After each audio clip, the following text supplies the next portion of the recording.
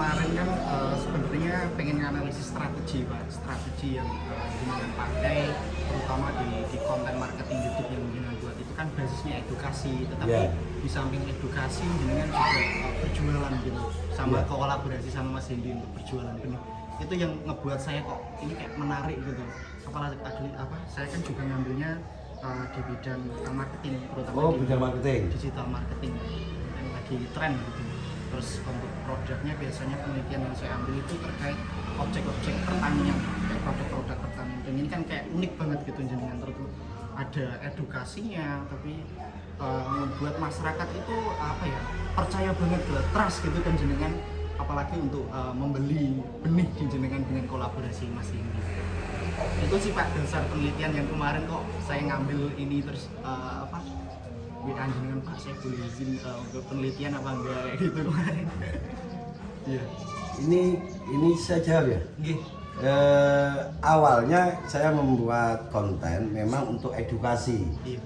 Terus banyak teman-teman yang ada di bidang situ. Jadi awalnya itu karena memang di balik layar itu banyak teman-teman Gusman yang berkompeten. Mas Gusman jangan menggunakan bahasa pontai susah untuk dipahami petani, gunakan bahasa jalanan. Oke, jadi saya belajar untuk tanam, sebelum saya membuat konten saya belajar tanam bawang merah itu tanaman bagus saya rusak. Kalau sudah rusak gimana caranya kembali bagus? Ya, itu selama hampir 10 tahun. Terus nanti untuk dokumentasinya gimana? Oh gini aja, buat channel YouTube. Oke, saya buat channel YouTube. Di situ tujuan saya edukasi ke petani. Terus saya pikir-pikir, saya belajar untuk di konten kreator. Kalau kita berharap gaji dari konten kreator, keluarga kita tidak makan. Kalau mulai dari pemula ya, jelas itu tidak ada bayarannya. Sampai target 4.000 jam tayang, 1.000 subscribe.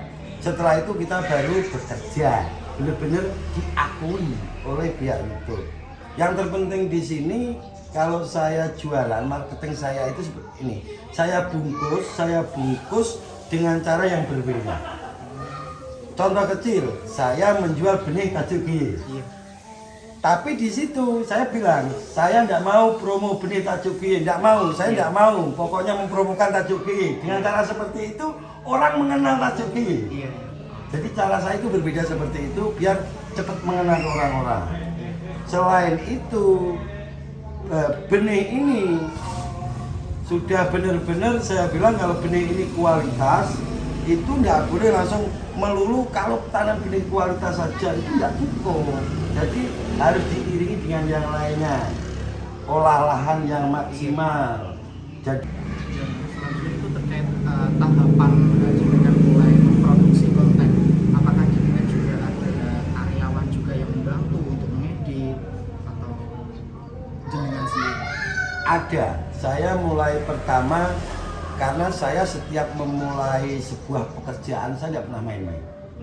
Jadi tidak mau asal-asalan, tidak mau. Tapi di situ saya tidak melepas pekerjaan saya yang lama. Jadi saya membuat konten, saya tidak mau melepas pekerjaan saya yang lama. Terus saya butuh seorang kameramen di situ, dan sekaligus kameramen itu jadi IT saya. Karena saya orangnya gaptek. Yang gaptek saja mampu membuat konten, mampu mempromosikan sebuah produk.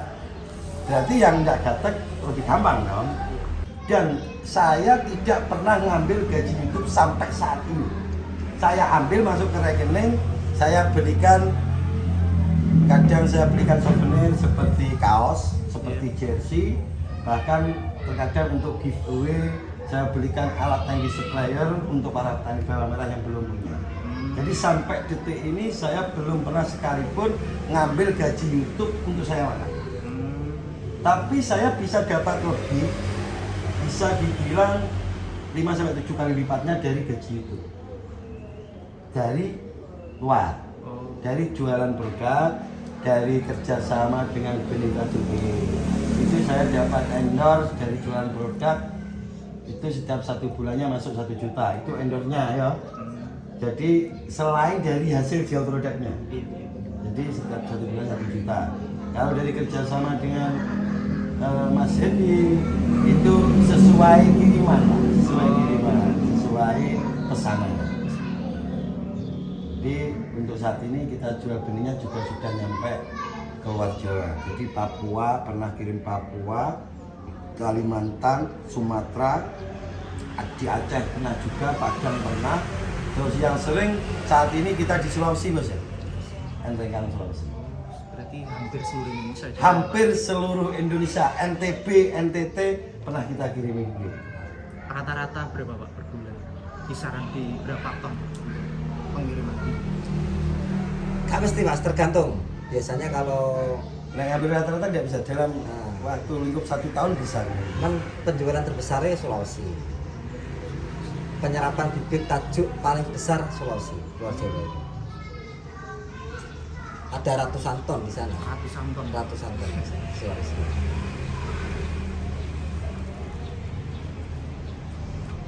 Terus ini Pak, frekuensi jenengan ngonten itu dalam seminggu berapa kali?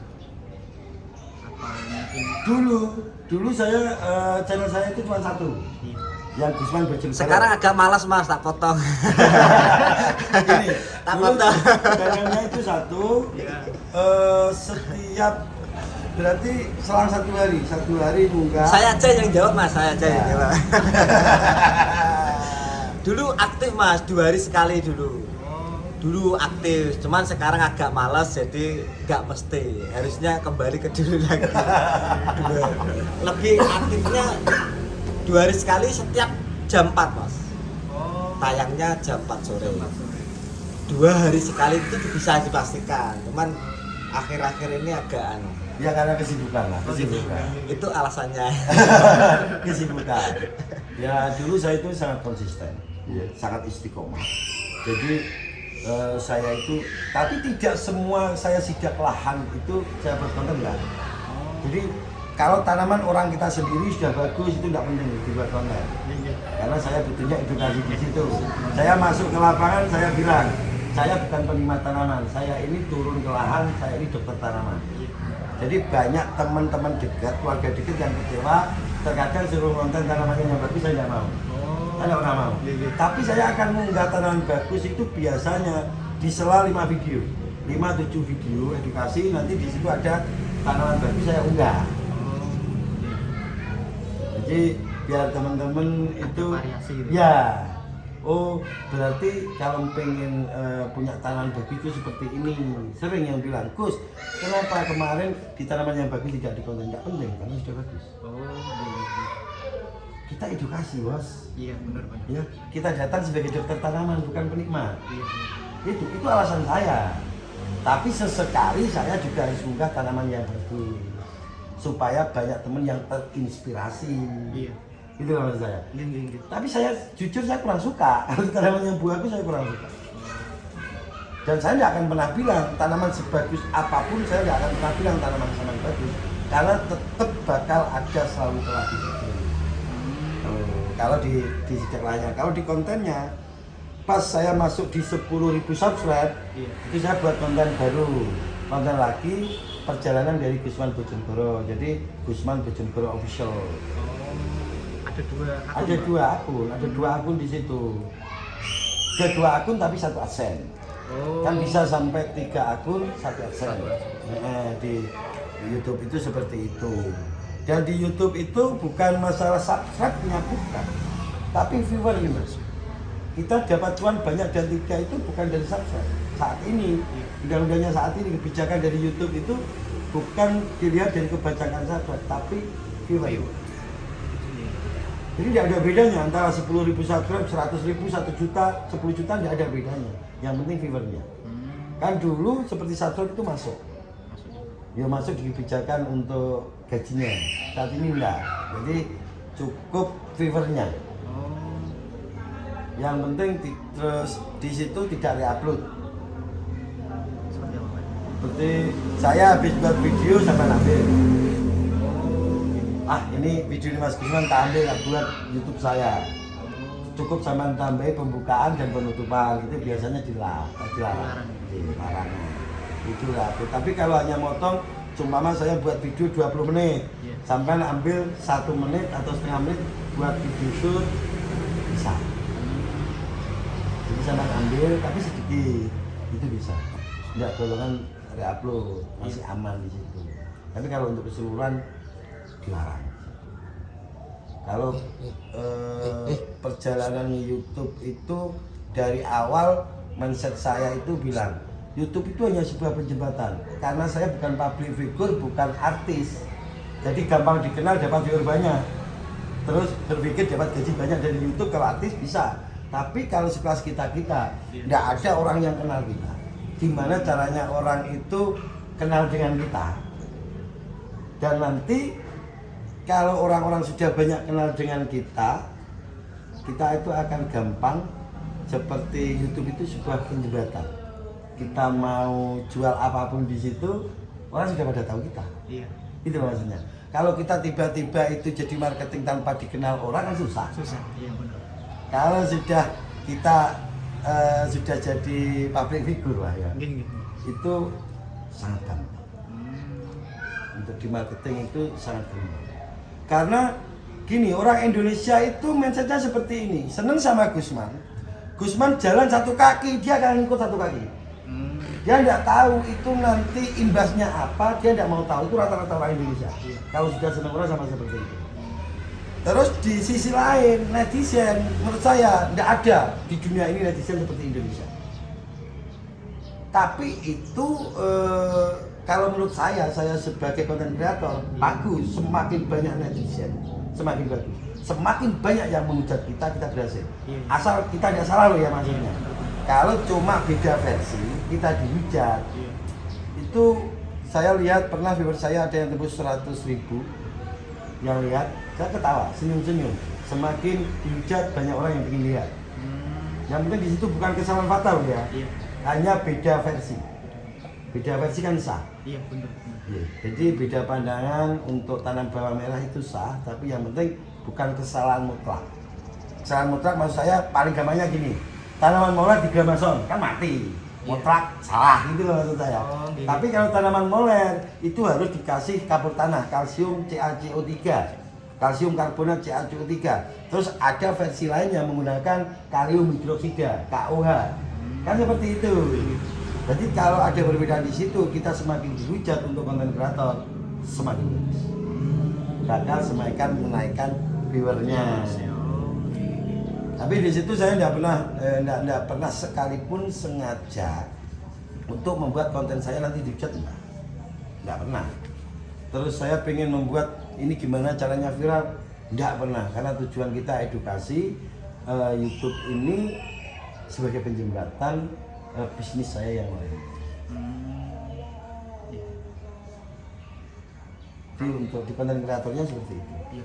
Kalau untuk mempertahankan viewers, kalau saya lihat kan di YouTube jenengan rata-rata viewersnya cukup tinggi ya Pak, Ya, untuk spesifik. lumayan ya, Iya. untuk pertanian. Iya, untuk pertanian, karena kan pertanian masih sangat jarang untuk konten Iya. kreator ya.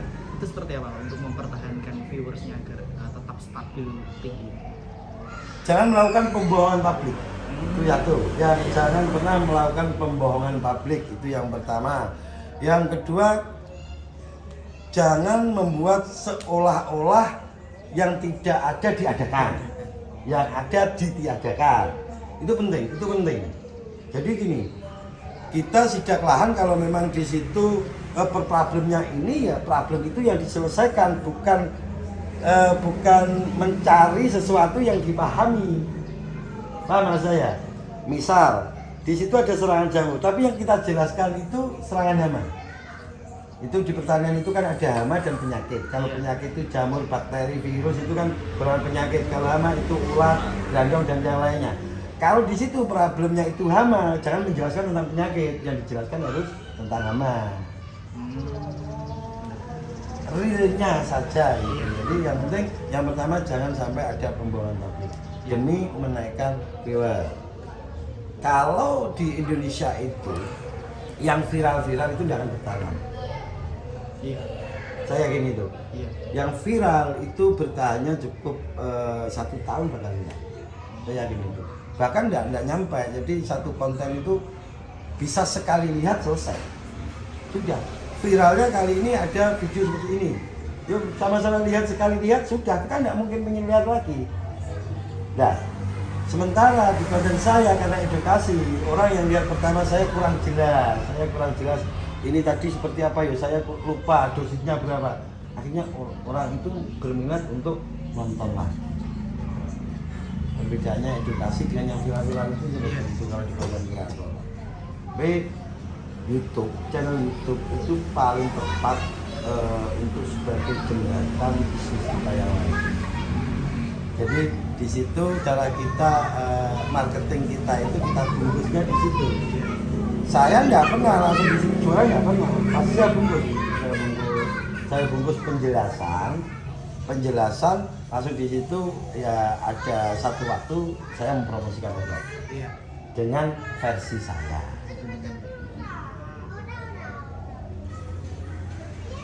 Ini Pak, kalau selama sampai saat ini kira-kira faktor penghambat apa yang jenengan terima gitu, dari produksi konten, kemudian ada kolaborasi dengan Mas Hendy pertama di bidang penjualan video, ada faktor penghambat apa Pak? Hambatannya apa saja? Hambatan kalau di konten itu Perjalanan Mas, sidak dari ke kota A ke kota B. ya itu salah satunya. Terus Kan soalnya Mas Gusman kan di channel lain kan nggak ada, cuman tanamannya sendiri rata-rata, yang di konten itu tanamannya sendiri. Ya, weh. Cuman kalau Mas Gusman kan sidak dari mana-mana, Jogja, Situbondo, Jabodetabek itu salah satu terkadang ada hambatannya di situ yang kita rasakan karena semua lahan itu beda. Dari satu kota ke kota lainnya itu beda. Beda lahan itu beda aplikasi. Olahannya beda. Kan gini Mas. Kalau di YouTube saya di pertanian itu ada yang sistem siramnya itu turap. Sistem turap itu harus direm seperti padi. Ada yang sistem manual siram. Ada yang menggunakan firman, ada yang menggunakan sprinkle, ada yang sistem drip.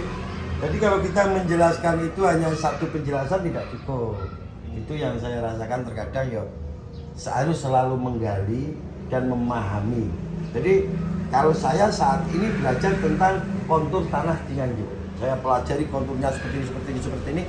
Pas di saat nanti kebetulan saya ada proyek di Kabupaten Sragen konturnya sudah beda lagi. Oh, gini. Itu ya hambatan dan tantangan. Beda dengan kalau konten kreator pada umumnya dia cukup konten di lahannya sendiri. Dia pahami kontur tanahnya di lahannya sendiri. Oh, gini. Jadi lebih gampang untuk memahami di situ. Kalau hambatan saya rasa hambatan enggak sih. Cuma butuh belajar dan terus belajar itu aja. Belajar memahami karakter dari tanah yang ada di kota masing-masing. Iya. Itu yang agak berat saya rasa itu. Karena kita pernah kalau paling timur itu kita pernah sampai Ubud Bali. Sidak lahan itu dari Ubud Bali sampai Jabodetabek, kita di Bekasi. Iya. Jadi sudah kalau ke ujung timur hampir ujung barat, hampir. Ini target kita ke Majalengka, Garut dan yang lain. Kalau hambatan untuk hambatannya biaya. ya biaya akomodasi. Ini kan nggak mungkin. Masnya sendiri kalau sampean mau ke Bekasi pakai sepeda motor kan jelas nggak mungkin. Nggak mungkin. Otomatis ya kita pakai mobil pribadi ya. Itu butuh bensin bukan air. Terus kita jelaskan di petani kalau Gusman bukan sebagai narasumber. Terkadang yang kita diundang sebagai narasumber ya. Iya. Kalau diundang oleh petani itu bisa ganti akomodasi. Ganti akomodasinya saja. Untuk Gusman ilmunya gratis. Untuk petani saya tidak mau dibayar untuk ilmunya, tapi akomodasinya harus diganti. Jadi seandainya sini sampai Jogja bensin habis 500, kita diganti 500 untuk ganti bensin itu. Untuk ilmunya gratis. Tapi kalau jadi narasumber ya enggak, harus ada uangnya karena di situ biasanya tergabung dengan sponsor, pihak dinas. Kan kita tahu dari dinas itu sekali ada acara dihitung per jam. Isi acara per jam itu 500 atau sampai 1 jutaan gitu. Jadi kita nggak mau gratis kalau jadi narasumber. Jadi kita dibayar. Iya, saya akui. Kita dibayar kalau jadi narasumber. Kita mau minta dibayar kalau narasumber, kita minta dibayar. Kalau saya tidak minta dibayar, pos itu udah ada jatahnya. Iya, benar. Ada jatahnya. Beda dengan petani, kalau langsung ke lahan, itu saya selalu bilang ganti akomodasi supaya nanti setelah dari sini saya bisa sidak lain itu bisa saya belikan untuk akomodasi lagi. Bukan untuk saya, tapi untuk biaya perjalanan itu aja. Kalau ilmunya dibayar, tak bilang ke petani, sampai tidak akan pernah sanggup bayar ilmu. Iya. Murah. Iya. Karena saya pernah dikontrak oleh salah satu perusahaan yang gajinya di atas rata-rata. Kalau untuk orang desa seperti saya lebih dari cukup. Akomodasi ada di situ, dikasih mobil, dan kerjanya tidak harus setiap hari, cuma harus bersepatu. Cuma di situ syaratnya tidak boleh ketemu petani yang lainnya. Saya tidak bisa ngonten kemana-mana. Iya. Akhirnya saya bicara ke keluarga saya, jangan ambil. Kalau kamu digaji segitu, ilmu kamu terlalu murah. Tapi kalau kamu itu berbagi ke petani tanpa digaji, ilmu kamu mahal. Jadi benar, mau dikontrak tinggal tanda tangan kontrak kembali waktu itu. Saya tidak ambil. Perusahaan pestisida. Enggak, ke PT yang kerjasama dengan apa itu partai seperti itu mereka. Oh, gini. Saya kurang paham, maksudnya seperti apa di situ kontraknya seperti apa nggak tahu. Cuman saya dilarang untuk membuat konten di luar. Alasan saya tidak mau. Kalau hambatan masalah benih, hambatan sih enggak, cuman harus menjelaskan ke petani, edukasi tadi. Iya. Jadi kita jualan tanpa edukasi nol, bahaya. Karena harus berkesinambungan. Seperti saya kerjasama dengan Mas Hendy, tidak ada hitam di atas putih, tapi saya selalu bilang sekali ada penyelewengan kerjasama kita selesai. Karena saya selalu bilang seperti itu. Jadi kalau kita bilang benih ini memang sudah kualitas. Terus di situ petani terkadang benih dari Gusman saya yakin kualitas tanpa memperhatikan olahan. Olahannya asal-asalan ditanami, yang rusak sekualitas apapun. Karena tadi saya bilang berkesinambungan tadi. Benih kualitas, olahannya maksimal. Dari itu jadi tidak bisa kita mengandalkan salah satunya. Begitupun sebaliknya, olahannya bagus, benihnya asal-asalan, ya tidak bisa. Nah itu yang membuat terkadang jadi hambatan buat kita, karena kita benar-benar menjelaskan ke petani. Nggak lantas kita jual benih, jual aja enggak, kita tanggung jawab. Sekali ambil benih dari kita tanggung jawab sampai tumbuh, sampai benar-benar sudah tumbuh rata, tugas Mas Hendy selesai. Lanjut tugas saya untuk pendampingan. Jadi selama habis tanam itu masih Mas Hendy. Jadi kalau ada problem Mas Hendy juga kena nanti. Jadi kalau selama 1 minggu tanaman sudah tumbuh biar secara otomatis tanggung jawab Mas Hendy selesai. Walaupun Mas Hendy masih tetap sering melihat tanaman petani-petani bareng saya. Kalau setelah 1 minggu tugas saya untuk pendampingan. Karena tidak cukup dari Mas Hendy saja seminggu sudah biar ditinggal tidak cukup. Perawatannya itu juga penting. Jadi makanya saya berkesinambungan. Kalau jenengan itu nanti bekerja di marketing untuk di pestisida, sampai harus memahami, benar-benar memahami obat yang akan sampai jual. Itu yang pertama. Yang kedua, perkuat apa ya? Nengarani. Seperti orang itu gini. Kalau saya bilang berbagi tak akan mengurangi ojo bosan untuk minta becek, orang-orang itu akan bilang Gus Pak. Jadi itu harus diperkuat. Apa bahasa ngarani ini? Slogan. Oh, enggak slogan. Jadi itu ciri khas lah, maksudnya ciri khas. Jadi kalau ada orang yang bilang berbagi tak akan mengurangi ojo bosan untuk minta becek, tidak lain dan tidak bukan Gusman. Orang akan selalu ingat seperti itu. Branding ya. Branding seperti itu. Jadi harus kuat, public figure kita juga kuat. Nek marketing ya, nek laki-laki ya, imu tepak masih cocok. Nek Gusman sebenarnya gak memenuhi syarat itu. Tapi karena saya setidaknya untuk di pertanian mampu menjadi public figure. Jadi orang tertarik ke Gusman bukan karena wajah imutnya, karena edukasinya. Kalau sudah punya wajah imut, tinggal bungkus yang Sudah menang rapi. selangkah apa ya? Ya, sudah menang selangkah. Setidaknya sudah punya modal. Sudah punya modal itu. Jadi enak. Sudah punya modal, orang yang diajak bicara itu bakal tertarik karena seneng melihat wajahnya. Itu menurut saya seperti itu. Jadi branding sedemikian rupa membuat orang itu bisa tertarik. Ini mas saya. Seperti halnya seorang konten kreator atau seorang marketing, saya rasa hampir sama. Di setiap pembicaraan, gimana caranya orang itu walaupun dia sudah ngerti apa yang kita bicarakan, tapi dia akan tetap fokus ke kita. Iya. Itu yang paling susah. Itu yang paling susah. Orang yang tidak punya public figure, orang yang tidak punya jiwa marketing, dia bicara pasti akan diabaikan oleh orang-orang. Ada tekanan bahasanya, di mana orang-orang itu akan mengingat sampean. Sampai memperkenalkan diri, Mas siapa tadi? Mas Dendi. Saya nama Dendi itu harus ditekan. Di situ ditekan, sekiranya orang itu bakal ingat. Iya. Seperti itu menurut saya. Iya. Hal yang terpenting tuh di marketing menurut saya, karena saya bukan orang marketing ya. Tapi saya mencoba untuk gimana produk saya ini bisa selalu diingat oleh orang itu.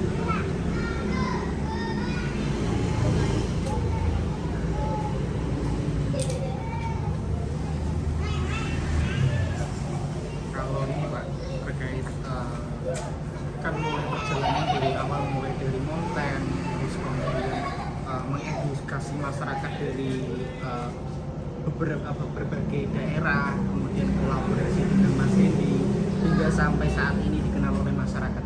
Apa Pak faktor yang pendukung kesuksesan jenengan? Faktor apa? Yang pertama jujur. Iya. Itu mutlak ya, mutlak maksudnya jujur. Dimana kalau kita sudah jujur, kita kerja sama-sama siapapun itu akan langgeng. Iya. Jadi kejujuran itu harus sehebat apapun orang itu, kalau dia mau jujur nggak akan bertahan lama. Oke? Jujur dalam arti kita ngemas barang, timbangan, kalau jual beli ya, Media. ya itu kita benar-benar harus jujur. Terus kalau kita kirim ada orang yang mau nimbang lagi silahkan. Nanti kalau ada kekurangan kita siap nanggung.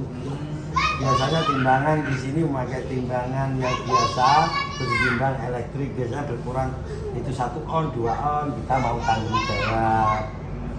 Dan petani itu akan percaya sama kita. Jadi pertama itu jujur. Terus yang bertahan itu, yang kedua kerja itu di bidang apapun harus dimulai dari hobi. Sehebat apapun kamu, kalau kamu tidak senang sama pekerjaan kamu bakal selesai. Jadi kalau sampean masuk di marketing di pestisida ya, di obat-obat pertanian, ini bukan bidang saya, sampean tidak akan bertahan. Jadi di sampean tata dulu niatnya. Ini saya suka di sini. Kalau sampean sudah ada rasa suka di situ, untuk belajar hal-hal yang lain itu gampang. Jadi sukai dulu kerja. Jadi kalau bisa dibilang, ya ini hobiku, jadi sampean tepat kerja di situ. Saya itu untuk sidak lahan nggak peduli jam. Dari semua jam pernah saya datangi, ya bos ya. Jam 1 malam pernah, jam 2 malam pernah, jam 12 malam pernah pakai alat center. Jam 12 siang azan zuhur saya pernah ada di lapangan. Saya tidak pernah ngeluh. Saya turun dari mobil kalau di lapangan, saya langsung masuk ke lahan. Saya tidak peduli jam berapa. Jadi setiap jam itu pernah saya buat sidak lahan. Kenapa? Karena saya hobi di situ. Sangat hobi. Kalau saya dibilang, Gusman, senang jadi narasumber atau langsung senang edukasi ke lahan? Edukasi ke lahan. Walaupun narasumber kita nggak munafik, ada uang banyak di situ. Tapi kepuasannya itu tidak seperti sidak lahan. Itu nanti kalau kita dapat rezeki kan tidak harus uang. Diajak sarapan petani itu kan rezeki. Itu luar biasa. Jadi jangan pernah melakukan pekerjaan yang tidak kamu sukai, sebesar apapun gajinya. Jadi jujur. Terus yang kedua itu memang hobi dan senang di pekerjaan itu yang saya rasakan saat ini. Jadi saya itu pernah bilang sama Mas Hendy, kalaupun ada sebuah ketidakjujuran terkadang dari saya, itu bukan sifat saya, karena saya sudah terbiasa jujur. Berarti ada faktor lain yang menumpangi saya tidak jujur pada satu waktu. Nggak mungkin orang itu akan selalu jujur, nggak mungkin. Satu waktu dia bakal tidak jujur, karena bukan karena sifatnya tidak jujur, enggak, karena ada sesuatu. Dan saya yakin orang yang kita ajak kerjasama bakal paham. Saya juga seperti itu. Saya sering kerjasama dengan teman-teman. Saya tahu orangnya jujur, di satu waktu dia tidak jujur. Dan jujurnya kan cuma sekali. Gitu. Itu pasti ada faktor X di situ. Dan itu harus kita maklumi. Karena bukan karakter dia, bukan sifat dia. Makanya sampai bertahan sampai saat ini. Kalau ini Pak, apa pernah collab dengan influencer lain? Gini, kalau collab ini aku yang jelasnya sama Mas. Ya, belum pernah Mas kalau collab. Pernah diajak collab yang subscribe-nya lebih tinggi daripada kita, cuman Mas Gusman malah gak mau. Cuman Mas Gusman selama ini collab sama justru yang subscribe-nya di bawahnya untuk mengangkat dia. Jadi kalau untuk sementara ini dibilang collab sama influencer yang sudah tinggi ataupun terkenal, mungkin kayaknya belum pernah ya. Belum pernah dan belum mau. Belum mau. Kalau tawaran pernah. Ya subscribe-nya ya ada yang hampir 1 juta subscribe. Alasan saya seperti ini. Ini nanti kan diambil intinya saja. Alasan saya kenapa saya tidak mau collab sama influencer yang lainnya, karena kepedean saya. Ya kalau teman-teman dekat saya tidak akan pernah bilang saya sombong. Saya ini congkak, di atasnya sombong. Tapi jangan satu salah loh ya.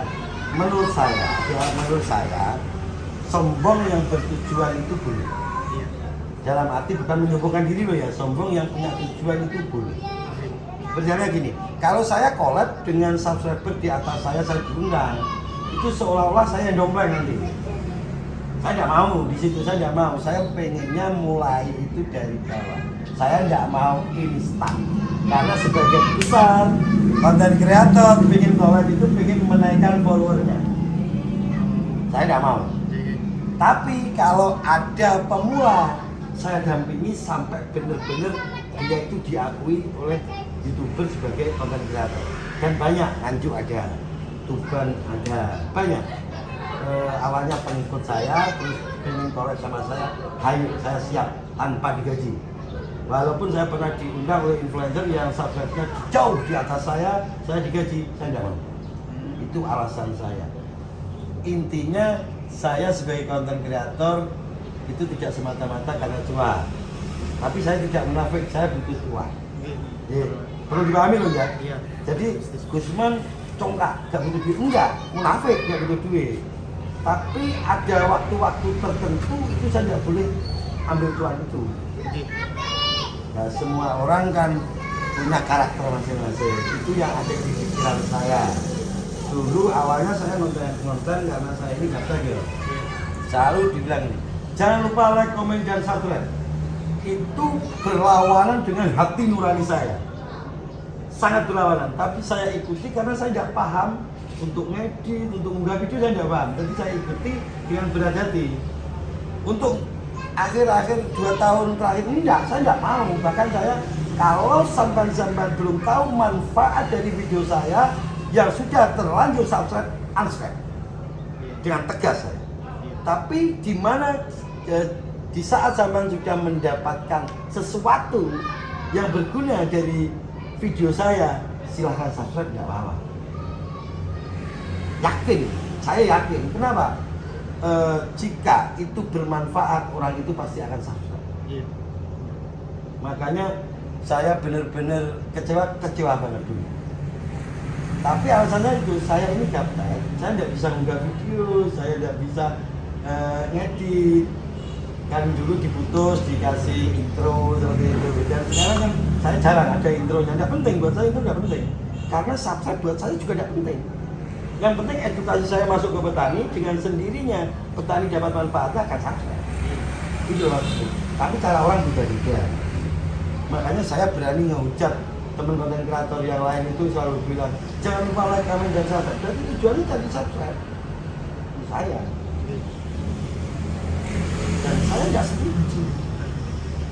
Apapun pekerjaan saya, apapun pekerjaan kita kan di situ dari agama kita Muslim itu harus diniati dengan ibadah kan gitu. Jadi apapun pekerjaan kita berangkat itu sudah kita mulai ibadah kita di situ. Jadi ibadah kan tidak hanya sholat, enggak. Kita itu mencerdaskan anak bangsa ini juga di bidang masing-masing. Saya tidak mengkerdilkan atau mengucilkan teman-teman yang bilang jangan lupa like, komen, dan subscribe. Enggak, monggo silakan. Tapi menurut saya itu sangat tidak penting. Sangat tidak penting sekali. Yang kita ambil itu kan manfaatnya. Tapi rata-rata kan orang Indonesia tidak berpikir ke situ. Rata-rata loh ya Mas ya. Iya. Saya berani bilang seperti itu karena di pertanian sendiri, orang pengen tanam bawang merah dapat hasil bagus, itu nggak mau belajar, pengennya instan. Jadi sampai nanti di situ punya jual obat lah katakan ya, ada merek yang bagus, petani itu nggak butuh bahan aktif, dan di situ kerja saya yang terberat di situ. Itu pekerjaan saya. Jadi kalau ada para sales obat yang menawarkan obat yang bermerek, salah satu merek yang viral, itu petani sudah nggak mau tahu bahan aktifnya apa, kandungannya apa, nggak mau tahu. Dia belinya merek, dan itu butuh diedukasi petani seperti itu. Itu karena baru kita menggunakan obat yang tanpa tahu kandungannya apa, bahan aktifnya. Nah, kedepannya petani kita itu akan betul kalau selalu seperti itu, dan akan dibodohi oleh para oligarki tentunya. Ya kan? Saya pengennya petani itu cerdas. Kalau pesan saya nanti sampai itu bekerja di bidang pestisida, sampai itu tidak boleh selalu menjelaskan merek, tidak penting. Tapi sekali menjelaskan merek ditekan. Tapi yang terpenting jelaskan kandungan dan bahan aktifnya, biar petani kedepannya cerdas. Sudah paham ya? Jadi petani, tujuan kita itu mengedukasi petani ke depannya biar. Ini pertanyaan yang terakhir. Dengan peran konten dengan apakah ini dapat signifikan? Nah ini Mas Hendi langsung yang jawab. Agak Gimana, keras. Di konten saya itu untuk penjualan benih signifikan enggak? Jujur, bodoh. Maksudnya signifikan? Di saat saya konten, saya mempromosikan Tajuki. Nah itu ada penjualannya itu kenaikannya seperti itu. Oh jelas Mas, sangat berpengaruh untuk Mas Gusman, apalagi yang terkait branding tadi loh Mas. Jadi jujur sekali untuk saya sendiri, jadi adanya sampai saat ini Mas ya, adanya bibit saya itu ya bibit Gusman. Jadi brandingnya sekarang malah bibitnya Gusman, kenalnya mungkin Gusman yang bawa itu kan. Jadi sangat berpengaruh. Nah menurut saya sih seimbang, karena beliaunya orang jujur, jadi tidak pernah bohong. Kalau masa simpan benih itu 3 bulan, beliau akan bilang 3 bulan. Iya. Kalau masa simpannya 3 bulan setengah akan bilang 3 bulan setengah. Itulah yang sampai saat ini itu selalu dipercaya orang. Salah satunya di situ, bukan faktor Gusman saja. Jadi ada kesinambungannya di situ. Iya. Saya yang biasanya promosi dengan cara saya, Iya. akhirnya Tajuki ya kalau orang bilang gilirannya saat ini lumayan tinggi lah, sampai masuk ke Engkang. Ya tidak dipungkiri, salah satunya karena kualitas benih. Kualitas benih, yang kedua ya memang karena banyak pengikut Gusman walaupun di luar Jawa. Terus ini Mas, kemarin apakah benihnya dari gudang sendiri atau juga ada kolaborasi dengan gudang-gudang lain? Kalau untuk benih sampai saat ini karena kita proses produksi kita tidak bisa mencakup ke semuanya, kita kerjasama ke petani-petani mas. Jadi dari petani kita bisa meraup hasil panenannya, khususnya petani bibit sini. Jadi tentunya kita sudah pilah-pilah untuk tanamannya dia, jadi gak asal ambil ya. Jadi kita sudah paling tidak kasarannya sudah ada datanya yang akan kita ambil gitu mas. Jadi untuk prosesan dalam arti lahan saya sendiri tidak bisa mencakup kebutuhan dari konsumennya, entah itu dari saya sendiri ataupun Mas Gusman. Tentunya juga bisa meraup untuk petani-petani lain. Oke, di situ saya tambahi karena saya juga sering kesini ya, paham lah. Jadi Mas Hendy ini bukan Mas Hendy sing lapangan, Mas Hendy itu nge-handle. Ada ahlinya, di lapangan juga ada ahlinya yang ditunjuk oleh Mas Hendy. Kalau dia itu semisal melihat gantangan atau calon benih itu tadi di salah satu petani, orang yang ditugaskan Mas Hendy itu terkhusus, dia tahu orang itu punya lahan berapa. Kalau di rumahnya itu melebihi dari lahannya hasilnya, perlu dipertanyakan. Itu loh saya. Jadi ada ahlinya di situ. Bukan asal Mas Hendy ini nyari pekerjaan, enggak. Di lapangan itu ada orang khusus yang memang tahu ini benih orang ini dari lahan ini di saat tanam tanamannya seperti apa. Jadi tidak asal-asalan enggak, kita beli benih, kita beli enggak.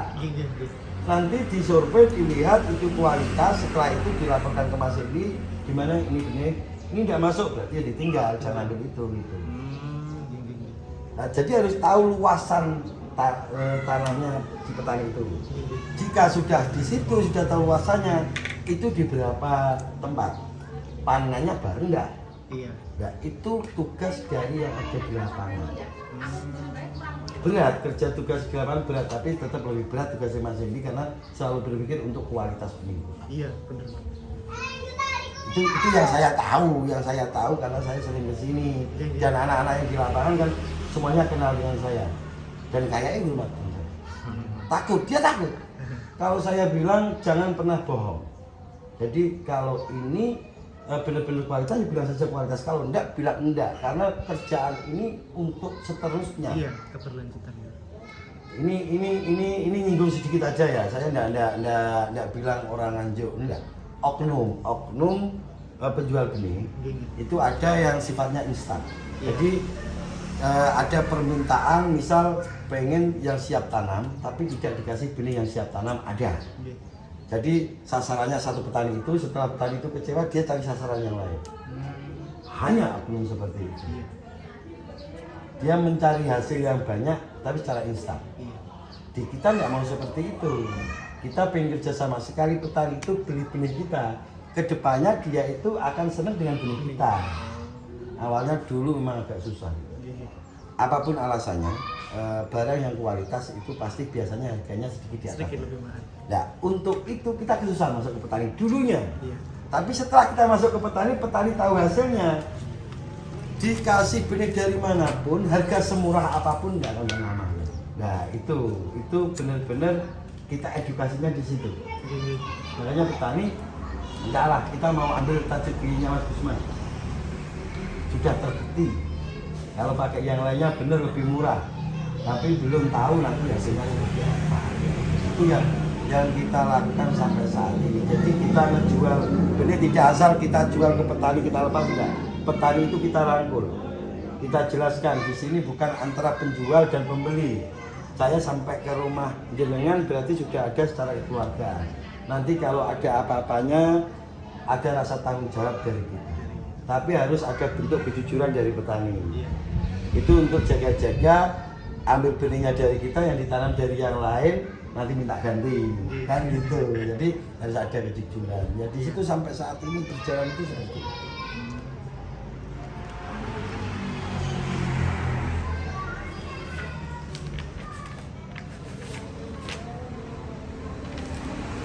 Mungkin itu sih Pak pertanyaan